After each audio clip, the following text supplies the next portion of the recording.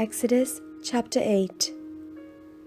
Then the Lord said to Moses, "Go to Pharaoh and say to him, 'Thus says the Lord, let my people go, so that they may worship me. If you refuse to let them go, I will plague your whole country with frogs. The river shall swarm with frogs. They shall come up into your palace, into your bedchamber and your bed, and into the houses of your officials and of your people, and into your ovens and your kneading bowls. The frogs shall come up on you, and on your people, and on all your officials.' And the Lord said to Moses, 'Say to Aaron, stretch out your hand with your staff over the rivers, the canals and the pools, and make frogs come up on the land of Egypt.' So Aaron stretched out his hand over the waters of Egypt, and the frogs came up and covered the land of Egypt. But the magicians did the same by their secret arts, and brought frogs up on the land of Egypt. Then Pharaoh called Moses and Aaron and said, 'Pray to the Lord to take the frogs from me and my people. I will let the people go to sacrifice to the Lord.' Moses said to Pharaoh, 'Kindly tell me when I am to pray for you and for your officials and for your people, so that the frogs may be removed from you and your houses, and be left only in the Nile.' And he said, 'Tomorrow.' Moses said, 'As you say, so that you may know that there is no one like the Lord our God. The frogs shall leave you and your homes, and your officials and your people. They shall be left only in the Nile.' Then Moses and Aaron went out from Pharaoh, and Moses cried out to the Lord concerning the frogs that he had brought upon Pharaoh, and the Lord did as Moses requested. The frogs died in the houses, the country yards, and the fields, and they gathered them into heaps, and the land stank. But when Pharaoh saw that there was a respite, he hardened his heart and would not listen to them, just as the Lord had said.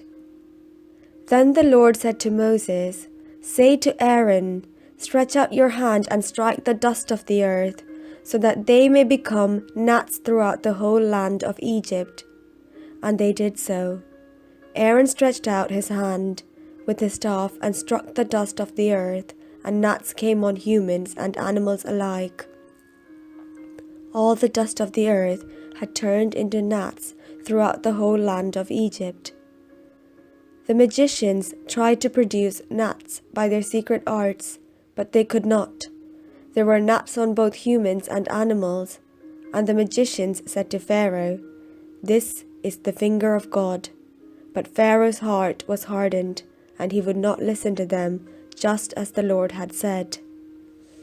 Then the Lord said to Moses, 'Rise early in the morning and present yourself before Pharaoh as he goes out to the river, and say to him, "Thus says the Lord, let my people go, so that they may worship me.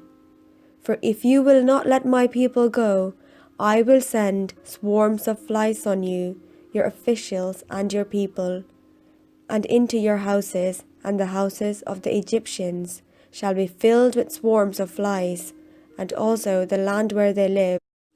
But on that day I will set apart the land of Goshen, where my people live, so that no swarms of flies shall be there, that you may know that I, the Lord, am in this land.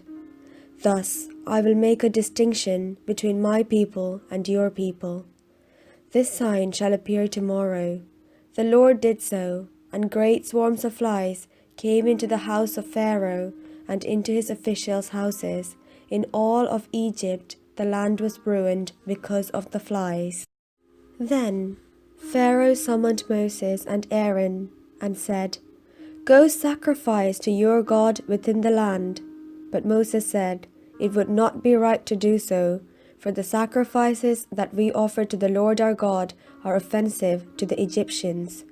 If we offer in the sight of the Egyptians sacrifices that are offensive to them, will they not stone us?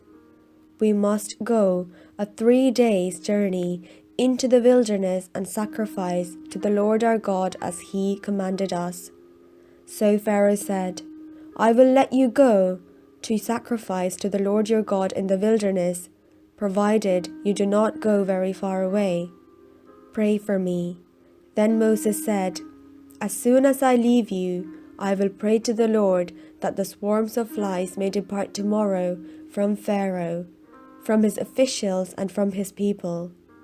Only do not let Pharaoh again deal falsely by not letting the people go to sacrifice to the Lord." So Moses went out from Pharaoh and prayed to the Lord, and the Lord did as Moses asked. He removed the swarms of flies from Pharaoh, from his officials, and from his people. But not one remained. But Pharaoh hardened his heart this time also, and would not let the people go.